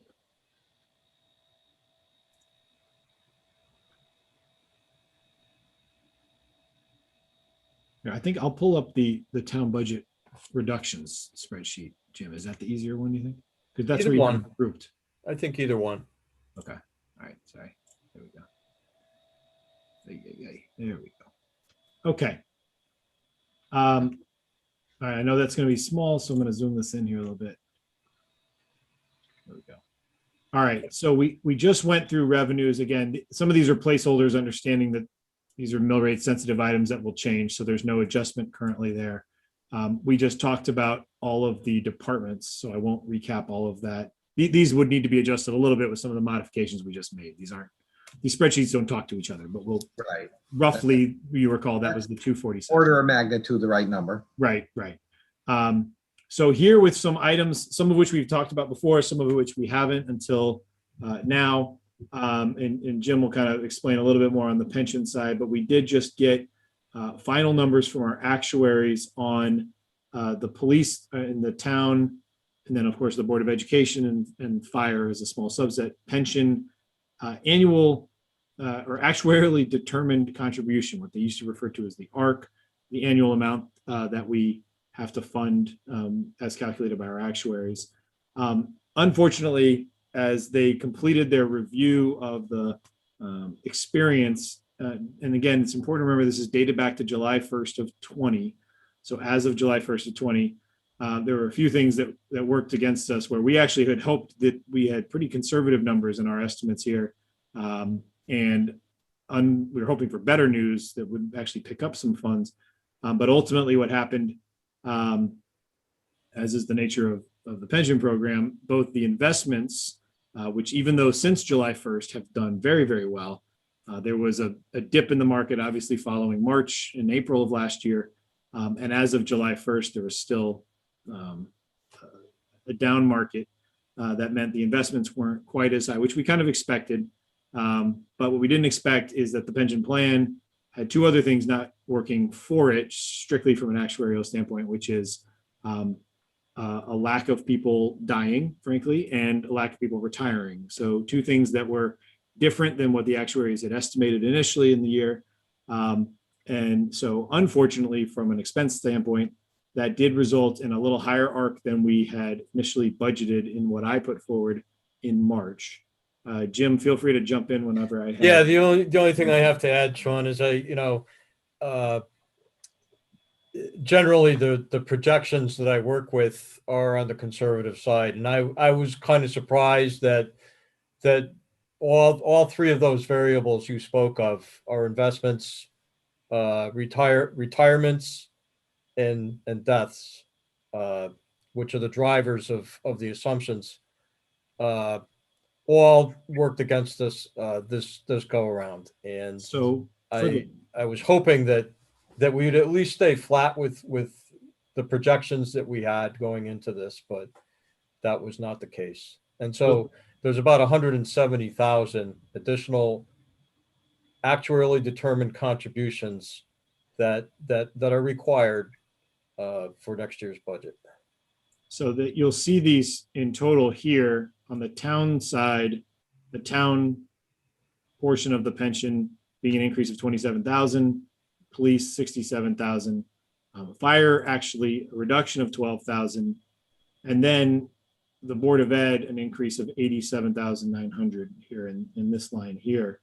I have included as a little bit of, I guess, offsetting slightly positive news, although I had included in the fire pension, you'll recall, a placeholder for $100,000 increase for requested pension enhancements that the fire volunteers were working with. I know we talked about with the council. In looking through and talking this over, we realized, of course, as we're valuing this at July 1st, 20, even if and when the council makes some adjustments to the fire pension, however those get factored in, that's not going to affect the actual ARC we need to pay for the year as of July 1 of 20 because of the kind of retroactive nature. So as Jim and I talked about it, one thing that slightly softens the impact of this from a total pension impact is even if we make fire department changes, we won't realize the budget impact of that until next fiscal year. So as we put on this adjustment table, all told on the town side, that actually nets out to a reduction of 17,000 if you add all four of these together.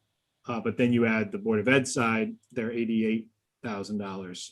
So that the total net, as Jim said, instead of 170,000 would be a $70,000 increase.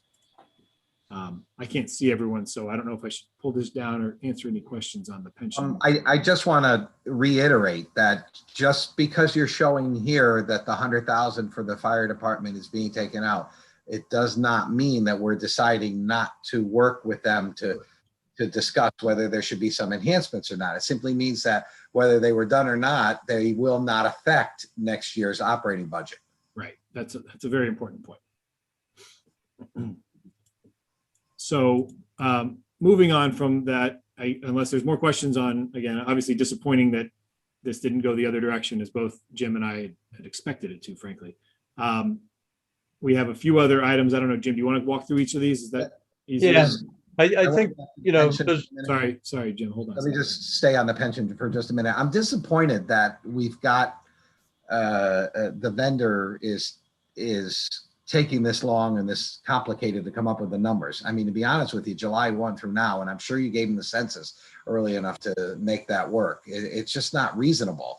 And it's not reasonable to have it be so old, the information. Perhaps we can look at someday, and I know this takes time to do, but perhaps we can look at someday making a January 1 evaluation date, and the numbers can come in 60 days. They don't need to take this long. So you can have them in time to do your budget if we get the numbers in, you know, if we say we want a January 1 evaluation. That's much closer to realistic because, you know, we had a 10% gain in the pensions last year, and this is showing very little of that because, as you said earlier, the dip was March, and it's just starting to come back when July 1 hit. The big increase was after July 1 for the year, and probably 20-30% increase for the second half of the year to be the 10% increase for the year. I'd like to see us some work towards, and I know it's going to take time and cycles in, but work towards getting a January evaluation to work towards our budgets because it is very doable. yeah. And David, you know, either that or just get a earlier, you know, valuation for the July valuation because, you know, we're just getting these figures now, which is 9 months after the valuation date. Yeah. And I just want to throw out that, you know, I know in recent years, there's been a lot of additional financial statement disclosure required by the GASB. And I know that added significantly to workloads for municipal actuaries. But it started a trend where I've noticed in the last few years, you're correct, things have been later than what they were prior to that. And, you know, even for our financial reporting, it seems like we're always waiting to a degree. And, you know, I think that's maybe a conversation we need to have with that, with the actuaries. You're being generous mentioning the GASB and stuff. Those are promulgated 2 years earlier, at least. And so therefore they're well known by the time it comes time to do this. So, no need to defend the professional services that we've hired. Sure. It needs to be looked at. Yep. But folks have done your job. Absolutely. Our people have done our job in getting them the information. So there's no question about that. It's just my issue. That delved off a little bit, but not too much because we're on the pension. So yeah. Are there other pension questions or comments from people with this new information before we move on? I'm not seeing any hands. Just speak up. Mr. Chair, what's the, Yes. Sean, what's the education town pension? It's right here. What does that include, though? So that would not be teachers. Right. No. It would be all their It's administrative admin. staff and non-certified teachers Got it.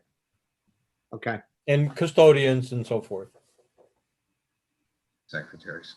secretaries. IAs and Yeah. all of Yeah. that. Okay. Very good. Thank you. All right. And now I guess, go ahead, Jim. Yeah, I don't know if you want me to kind of walk through the rest of those line items. I was going to skip the pool for now because we can look at that when we get further down. But those last 4 line items are an overall positive direction, and that's the result of the savings that we realized on both our new money bond sale recently for $14 million. If you recall, I generally use a 4% estimate as far as an interest rate assumption, just historically, just to be conservative, I suppose. But as you know, our new money bonds were at a much lower rate. I think it was 1.57, if I recall. So we generated savings there of 220,141. So you'll see a negative 444,057 offset by a positive 223,926. That's out to an overall savings of 220,141. I have that in that second footnote. It's just the way we have two lines in our budget document, one for the town side of the debt versus the Board of Ed side of the debt, and that's just to equal it out. But the overall savings from the new money bonds was 220,141. And then the two line items below that were the savings for that we realized from the refunding bonds.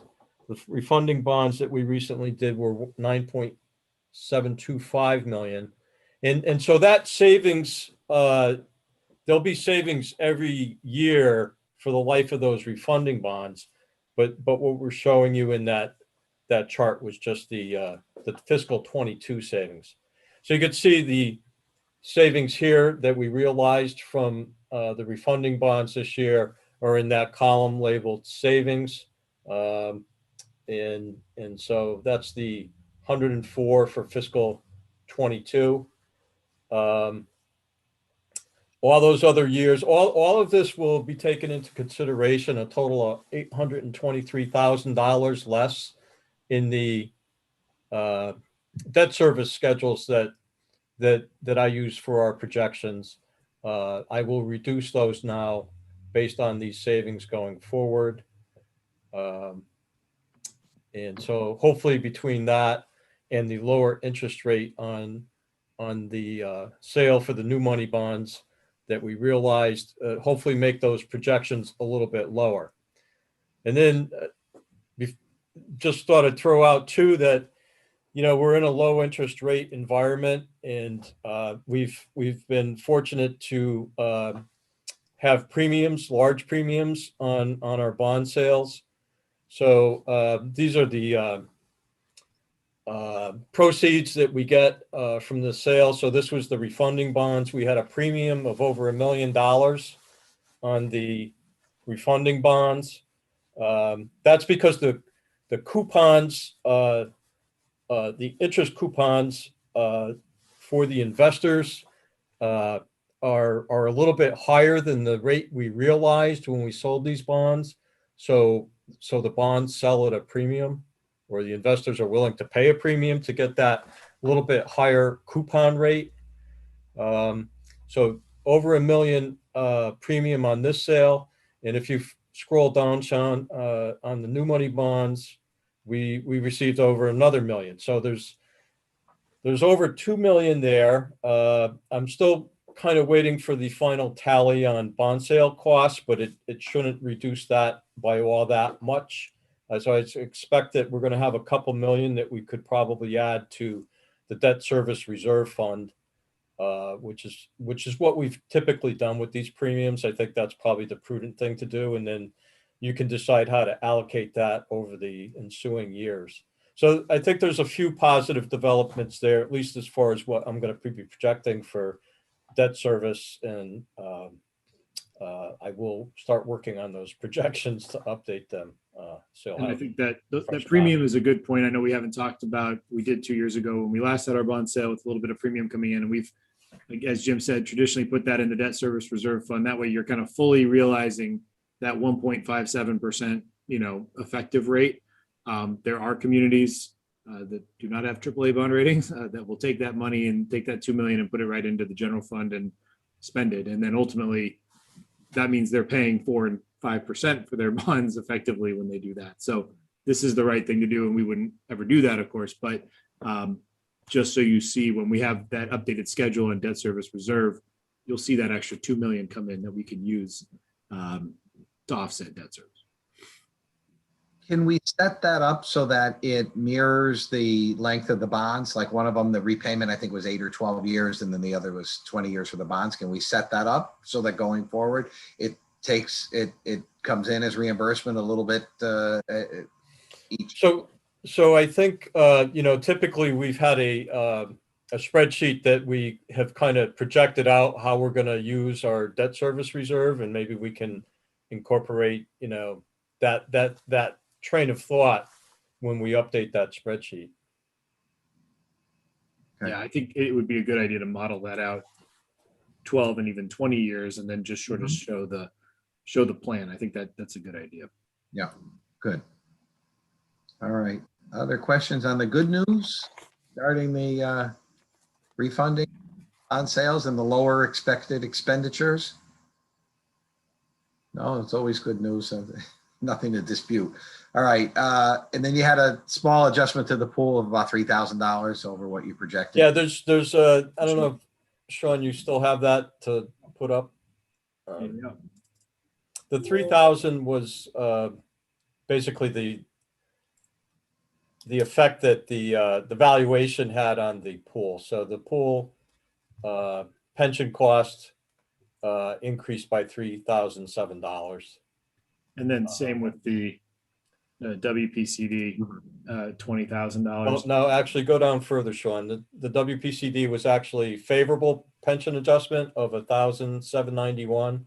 That actually came in lower. Thank you. But there was, if you recall, when you prepared the budget, it was overlooked that there should be a engineering consultant part-time or not part-time. I think it was based on hours. Their share of those consultant fees that we needed to add back into the WPCD budget. But you're right. And then ultimately that pension change to the pool and then any other expenditure changes we make, which I'm sure we will discuss further with the pool, those have the offsetting because we have the pool subsidy, this line here. I don't know if that's trying to highlight some of these here, but that's why you'll see that corresponding impact because the town makes up the difference from revenue as an adjustment to the pool subsidy. So if we have expenditure cuts on the pool side, we'd see that number go down and actually even become an expenditure reduction. All right. Are there other questions regarding the pool or? All right. A couple other things that I wanted to ask you about. Do we have an update in the medical benefits? How did our March numbers come out? We do. So Board of Ed's numbers for March as well. Yes.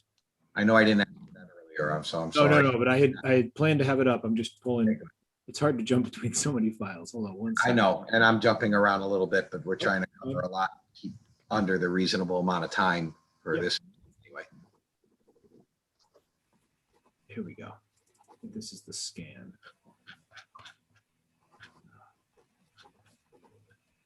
All right.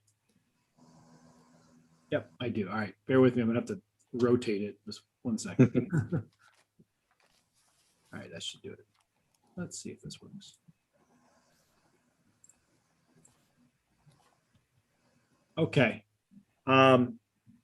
So we had positive news on the town side. You'll see, I think we last had the update with the February numbers, which was quite positive.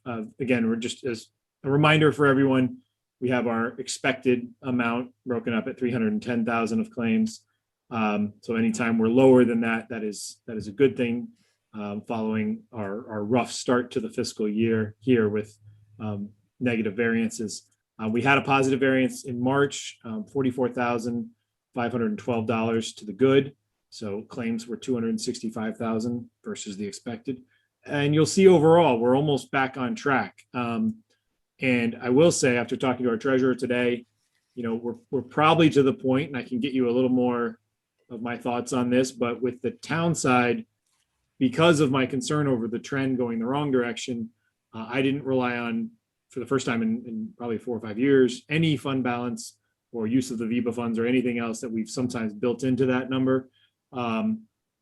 So again, I'm cautiously optimistic. I think our overall projections, hold on, this will probably be sideways. Let me see if I can find that page. Yep. All right, hold on. Here we go. I won't let me rotate it all the way around. Okay, fine. Here we go. There we are. All right, let me get us to the right page here. But no.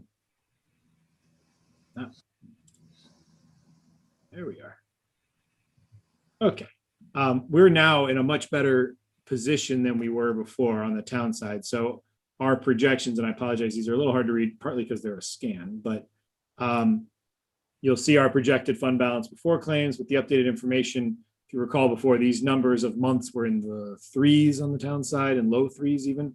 We're now looking, our overall projection, if you aggregate all of the scenarios that we have before you, is about 4 months of an average. So that is a healthier, much healthier spot to be in, certainly on the town side. And probably an area, if we needed to get a little more aggressive with our renewal numbers, we could probably trim that a little bit, given our now confidence that the full year looks a lot better. So I could certainly come back with sort of a proposal of whether we trim that, $50,000 or $100,000, and be confident that on the town side, we'll have plenty, should have plenty with a normal or even a 3-year average year that will still be in good shape. So I was happy to see that March was favorable. The Board of Ed, unfortunately, did not have a good month. So I have, here we go. So here's after they had 2 better months here, they're back to maybe not quite as bad as their initial months, but 176 in the wrong direction. And again, I can't speak to exactly why or what happened, or if any of that is stop loss reimbursable, which is possible certainly this time of year. Certainly Vin would have to comment on anything. And we just got these numbers about in the last week. So I'd certainly look to Vin to answer any questions with this. And then they kind of do their own analysis in terms of how many months of reserves they're projecting to have. That I think I'd probably be more comfortable if he presented to you guys. But again, looks like not as favorable on their side, but I'm comfortable and happy to see where the town side is going at this point.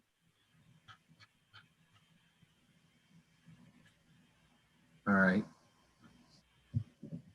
Any questions or comments regarding this? I have asked the finance chair, the Board of Ed, to give us an update in early May, first week of May or so. That way we'll know some more of their expenditures and where they sit, but we'll also have the latest updates on retirements and things like that as well, which, that's certainly going to be some savings. It's not going to go in the other direction. So especially from January when they adopted the budget. Mr. Orris, yes. Yes, thank you, Mr. Barwi. Sean, if you can maybe find out, since the Board of Ed's had such a poor run in the medical trust funds, is this an area that we might be able to use some of these, the ARC money, I guess, to belt and suspender? Mm-hmm. Yeah, I think it's a good question, and certainly consistent with the theme of a one-time infusion or a one-time use. So it's something that we'll definitely look into a little further. I think it's a great question, and we'll try to get some answers on that for sure. Thank you. All right. Other questions or comments regarding the information so far? All right, Sean, that's it, what you have prepared? That is everything I had. Right. Jim, am I forgetting anything that we talked about? We jumped around a little earlier. Not that I can think of. I did want to bring up a couple of items and I have some notes from our workshops that we talked about, and you've touched on a bunch of them, but there's a couple others. Public Works. Hey, Dave, before you move on, Oh, I think sure. sorry. Sorry. I don't mean to interrupt, but I think Mr. Slocum had a question. Oh, I'm sorry. Yeah, and it can be deferred until the end, and it has to do basically with a review of the timeline we have, because I know we're talking about a lot of this in May, and I think the budget has to be resolved by May 17th. What's the date in May? We approved May 28th, but we're hoping May 25th, which is our normal special meeting, would be the night we adopt. Okay, so we do have time, because it seems like even though we've got more time, that we're also pushing it out a little, and I want to make sure we have enough time to really review this as a team. Yeah, and I feel second week of May, we all gel together as to what we'd be looking at. Okay. Yeah, not putting the rush on you. I'm just, I guess, thinking that we as a council have to really begin to think hard about putting this to bed. Well, and I do think that we've kind of given our opinion on the items that Sean has presented. Mm-hmm. Jim, and I think we've got to work that up in the mill rate calculator, if you will. I think that's what it's called.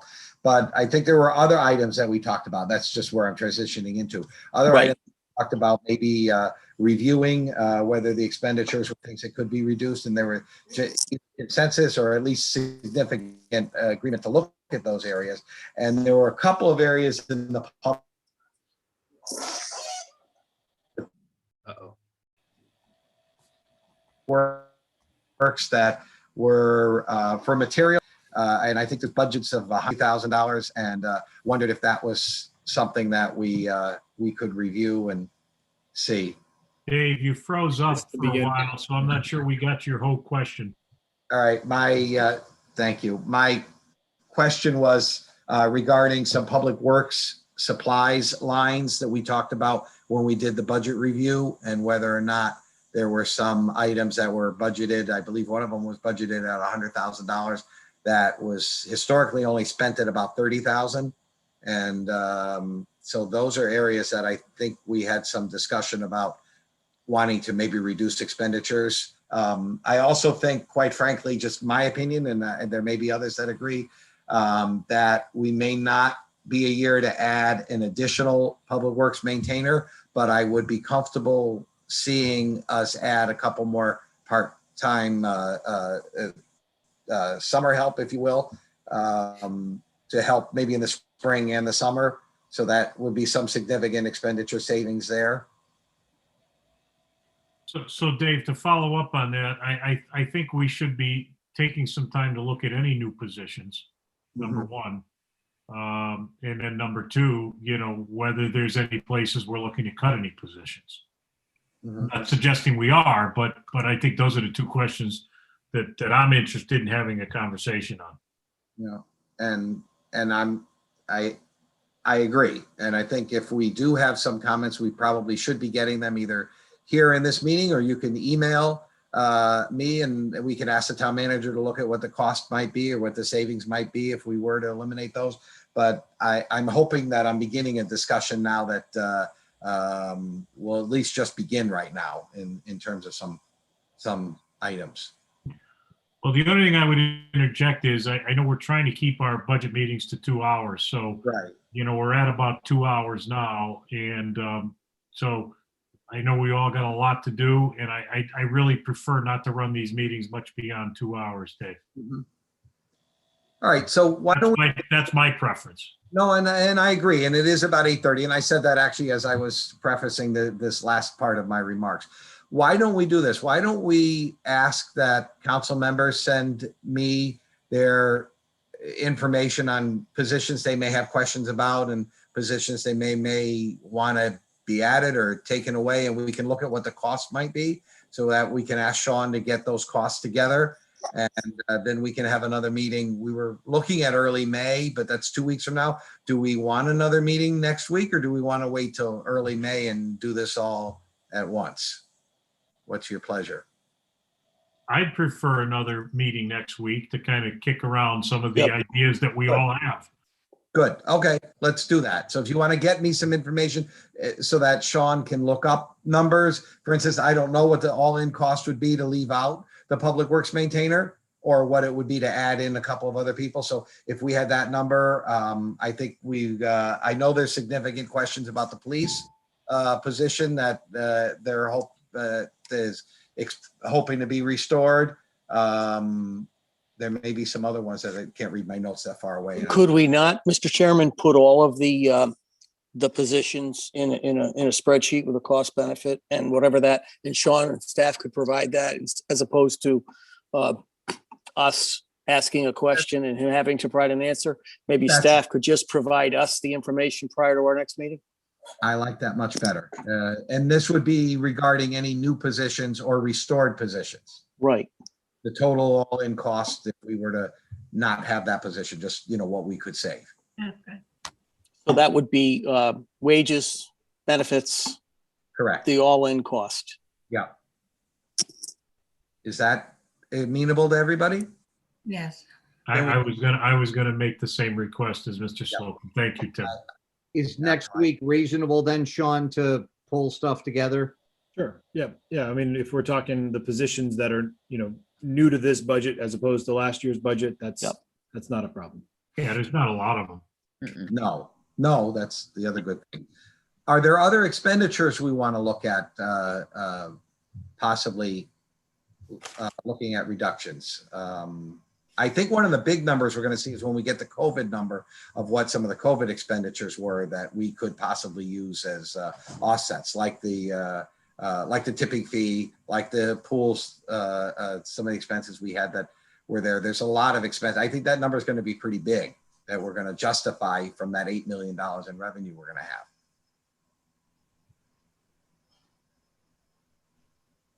Mr. Orris, were you about to make Well, sense? no, I was just going to say, I need to take another look through my book because I had kind of flagged some expenses that I wanted to go relook at. So I'm not prepared to answer your question right at the moment, but I certainly reserve the right to probably the next meeting. I'll be more prepared for that. Of course, and that's what I think we would want to do. And if you know ahead of time, we can give the town manager some time if Sean needs it to prepare. But otherwise, is next Thursday a good night? Next Thursday, David, everybody? David, it's Marilyn. Hi, Marilyn. We have, I have WPCA next Thursday, and it's going to be a very lengthy and intense meeting. So I would not be available. I can't break away from them next week. Is Tuesday, well, you originally had something set for Tuesday, the 27th. That was adoption day when the. Oh, that's, yeah, it was adoption day. So Dave, I'd like to interject there. I think we need to pick a night that's best for the council. So if it's Tuesday night or Thursday night, I think we need to pick the night that's good for us. Well, and for the town manager to have time to prepare everything. Right. Okay. So, What about Wednesday? actually, that's fine with me. There's no SMC, so maybe a couple of council. Yeah. For SMC, we've got Monday and Wednesdays open. Yeah. Is Wednesday okay? For Wednesday's okay with me. Me too. Yeah, it looks like Wednesday's fine. Okay. Sean, is that enough time? Wednesday night? Yeah. Wednesday should be fine. All right. So we'll be prepared to talk about some of the positions and the expenses of those. And this is the part that's not as exciting and not as much fun, but the revenue enhancements were great today and the expenditure savings. But, that's what we'll get paid for next week is the hard stuff to look at what we might not be able to afford this year. Okay. Thanks. And I know we're wrapping up, but one other thing I was going to share, but I know everyone's seen it before from just last year, but we have the mill rate, calculator page that's kind of evolved over the last couple of years. As we make some formula tweaks to it, I can certainly email it around.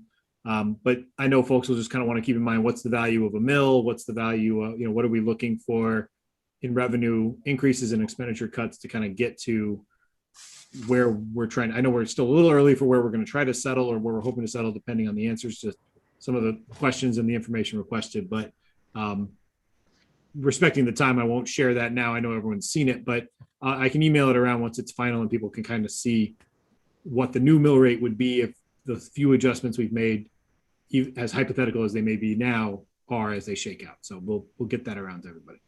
All right. And just to summarize, what you mentioned was we're about $950,000 more in state revenues potentially, and about $250,000 round number in general town government revenue enhancements, as well as some expenditure savings of about $250,000. So it's about 1.5 million in adjustments. Which is about half a mil or so, right? Yeah.